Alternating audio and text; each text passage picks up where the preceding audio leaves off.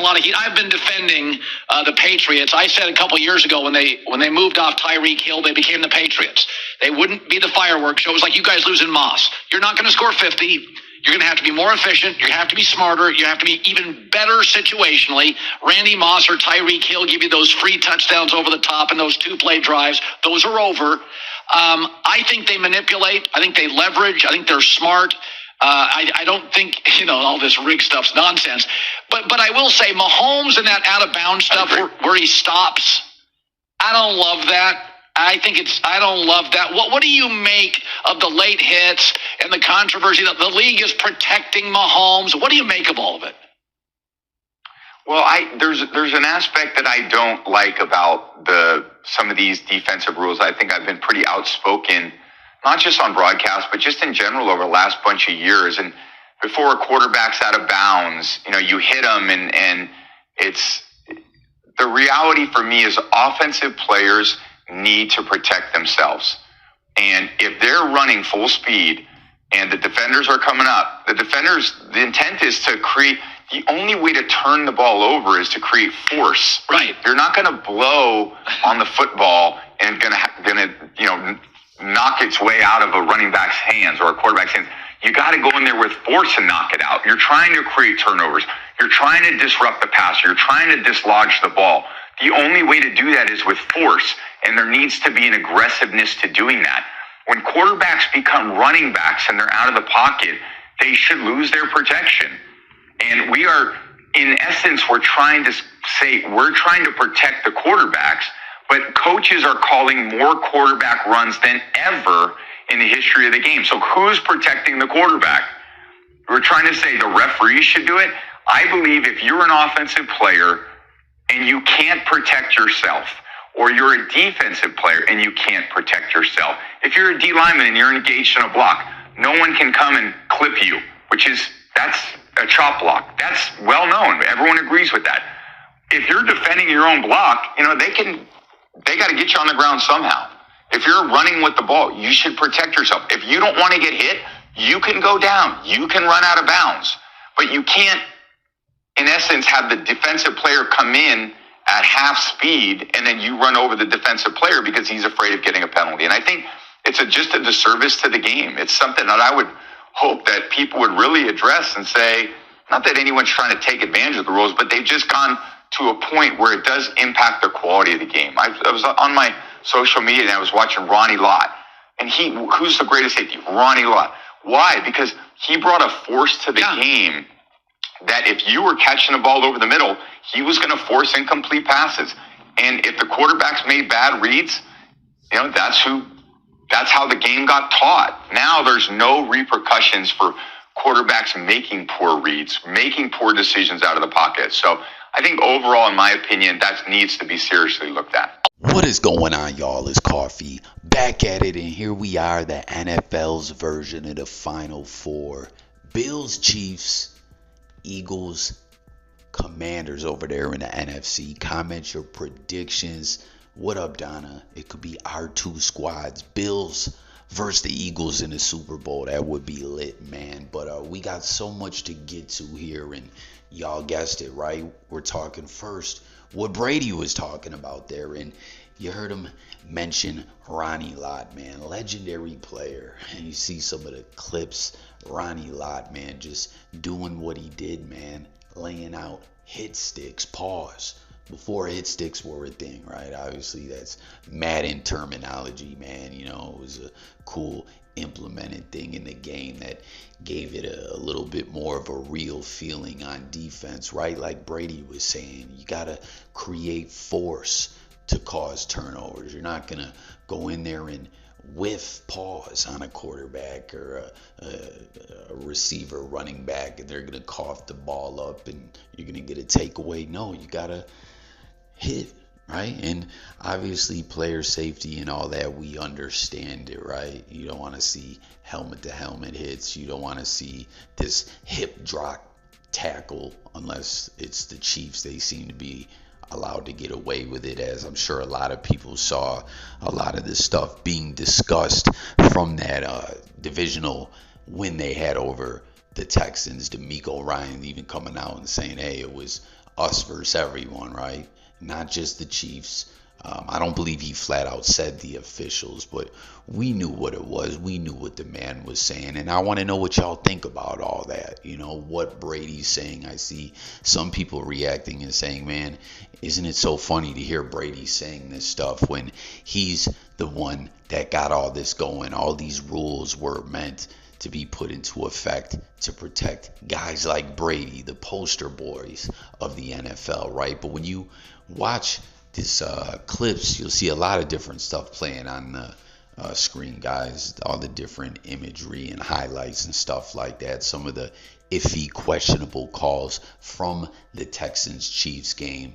There's also like a 5-minute, maybe it's sped up, highlight reel of some of the biggest hits Brady ever took. And I'm not 100%, but I believe there was not a single flag on none of those. I think, that's how it's captioned, but I'm not 100% sure that it's accurate. But I think it may indeed be actual factual. And it's pretty intriguing hearing Brady too on his analysis duty. You know what I mean? Like, he doesn't seem to pull any punches. He's a guy you look at like he's a company guy or whatever. But I don't know. He's not afraid to say what he's got to say. And I don't know. It's intriguing to see what will happen next year, as there's been a lot of questions. Will he still be an analyst? Will there be this conflict of interest, as he is a minority owner of the Raiders now and is said to be heavily involved in the rebuild, right? He wants to bring the Brady way to Vegas and bring that franchise back to prominence. Ain't that so wild, man? On the first Super Bowl that Brady won with the Patriots, right? To start that whole dynasty, everyone remembers what happened against that franchise, the Raiders, the Tuck rule, right? That looked like it was never going to happen. And, that wild play. And here we're talking about penalties and stuff like that. And looking at Brady, being an analyst, being a minority owner, trying to reportedly bring Shedeur Sanders to the Raiders, trying to figure out who's going to be the new GM, head coach. So much going on, man. It's so wild, Comment your thoughts about all that, and if you've liked seeing him be an analyst and have enjoyed it and stuff like that. As a Bills fan, I always speak about despising Brady and those Patriots like on a rivalry level, right? That they're like Satan to me as a Bills fan. In that sense, I still got to give them their props, obviously the GOAT status and all that. But I got to say, I was a bit surprised how much I personally enjoyed Brady's work as an analyst this year. You know what I'm saying? I mean, he ain't no Tony Romo up in the booth there, but I think he did rather well. We heard his former teammate Vince Wilfork not too keen on Brady as an analyst, but I don't know. I got a feeling this will be the last of it that we're going to see, as next year he's just going to be so heavily involved with the Raiders, whether or not the league has a problem conflict of interest wise. I think he's just going to be too busy in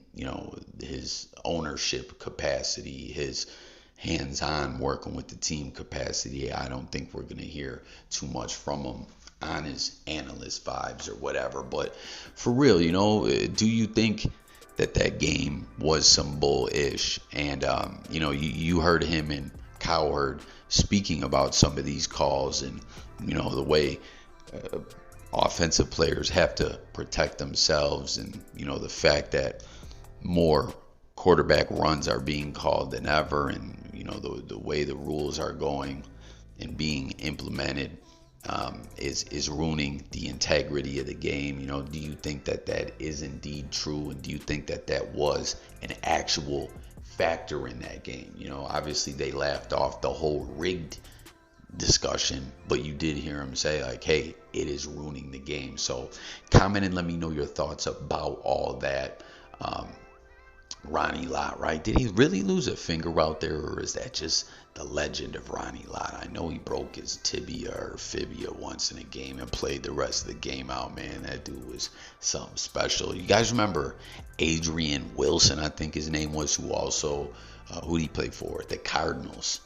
He ended up signing with the Patriots later in his career, but I think he got hurt and it was a wrap, man. You know how the Patriots used to do during that dynasty era.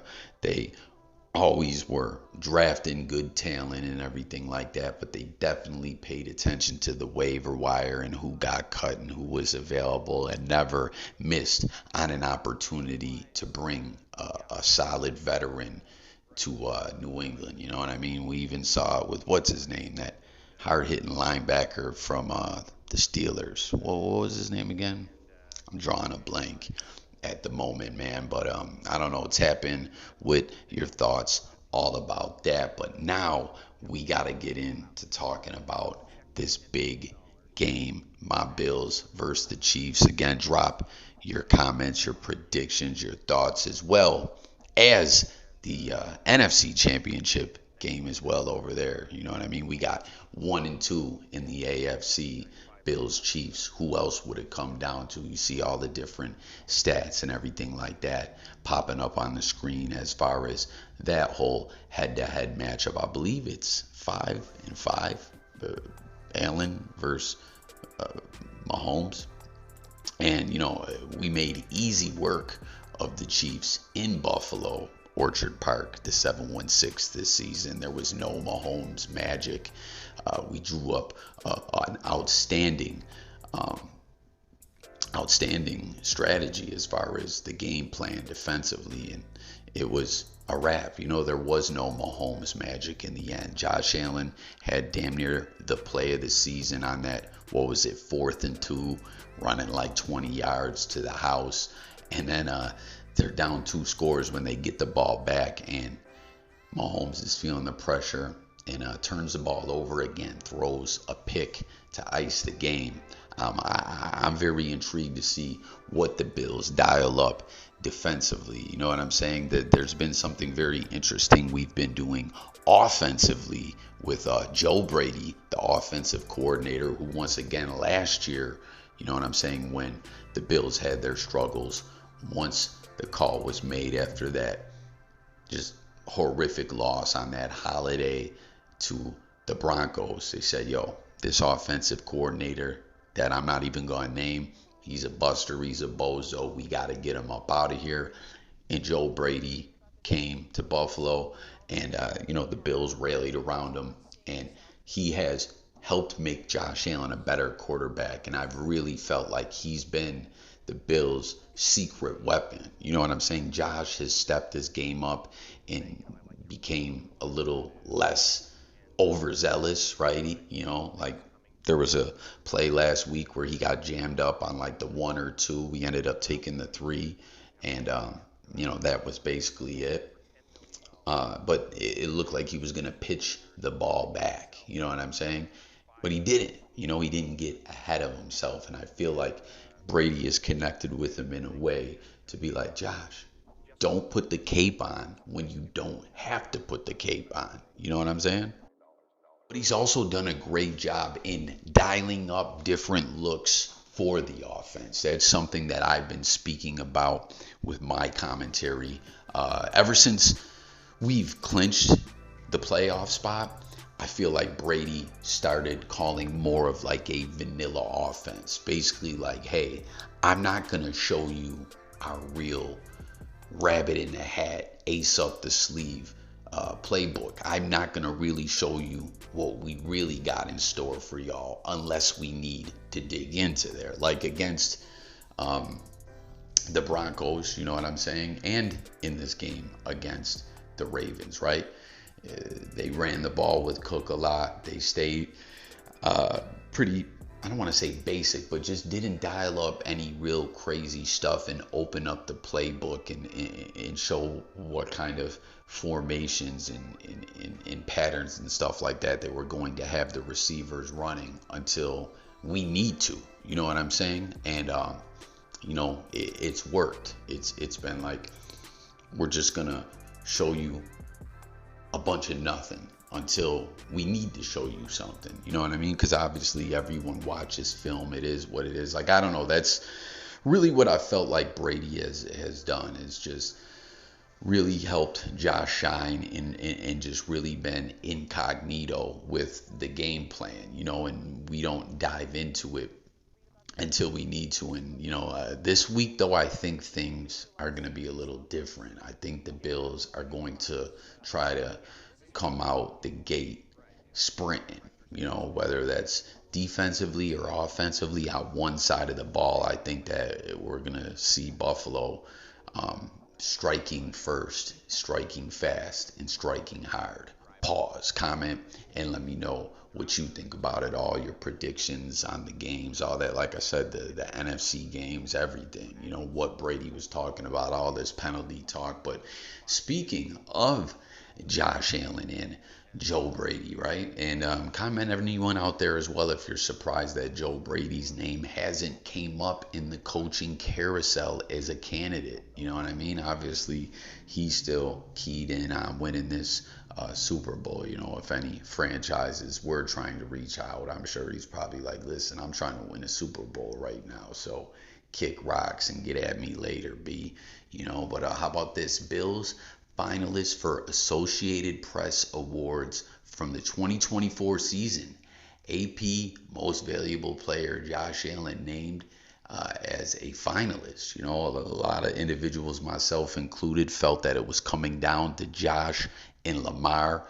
And from Josh going out there and getting that dub over Lamar, I think it's safe to say that the MVP is Josh, I believe. You know what I mean? Tap in and let me know what you think.